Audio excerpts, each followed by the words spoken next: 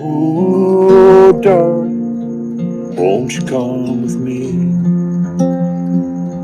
Let's carve a heart on a chestnut tree.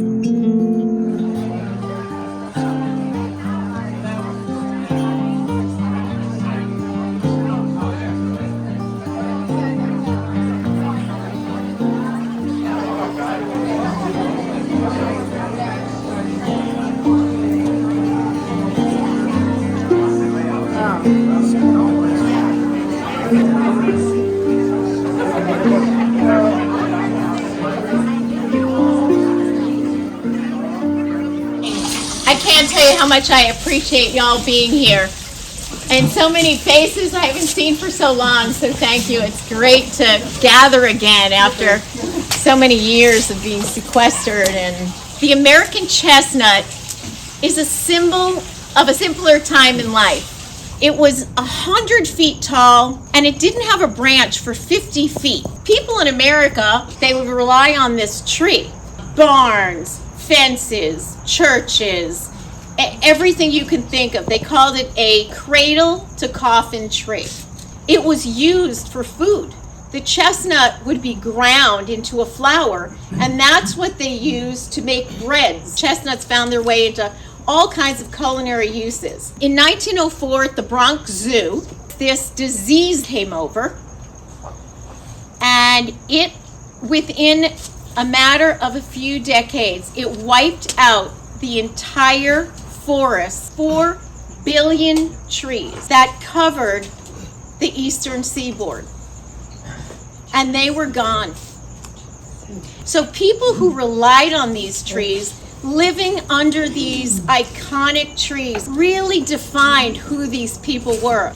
And not only did they lose their livelihood, not only did they lose their lumber, not only did they lose their farms, but this is the reason why so much of Appalachian folks went to the mines. And so they lost their culture. There's something magical about this tree. There's something mystical about it.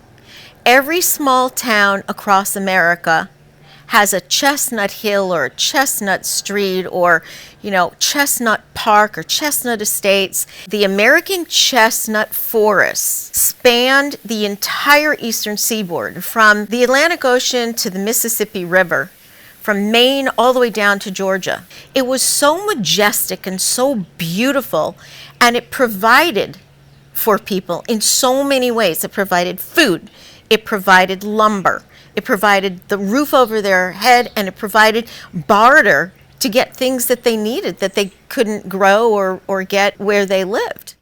I want to do something to bring this legacy back because to me, it is about the loss of Americana.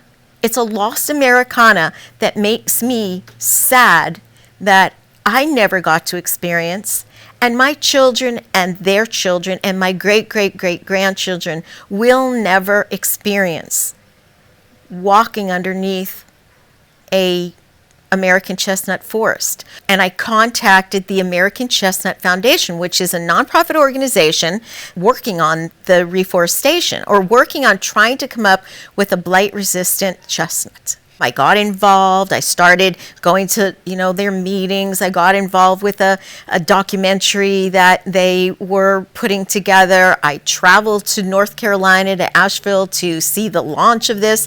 So I got very involved, and I thought, how can I help?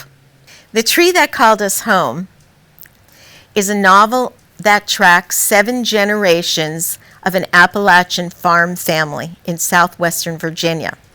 It goes from homesteading in the 1800s to the life in the chestnut forest to when the blight hit and how that affected the next generations. And it takes us to Washington, D.C.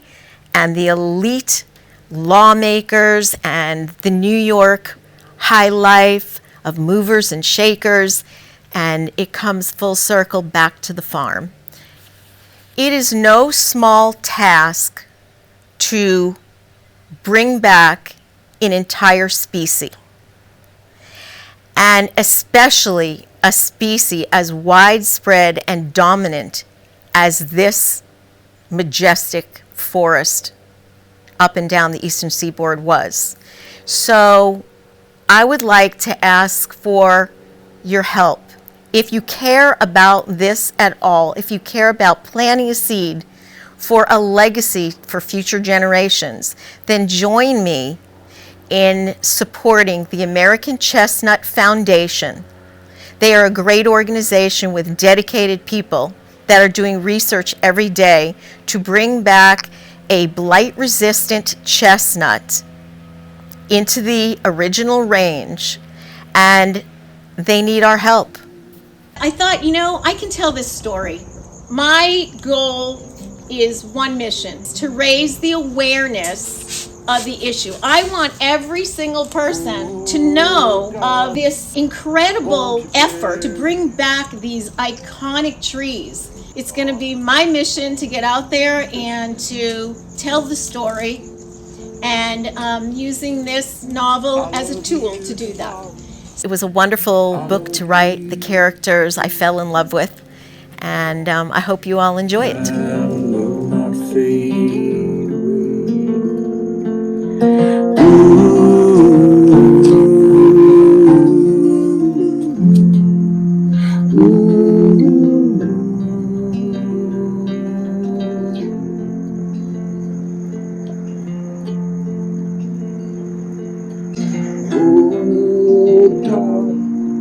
cannot bury thee.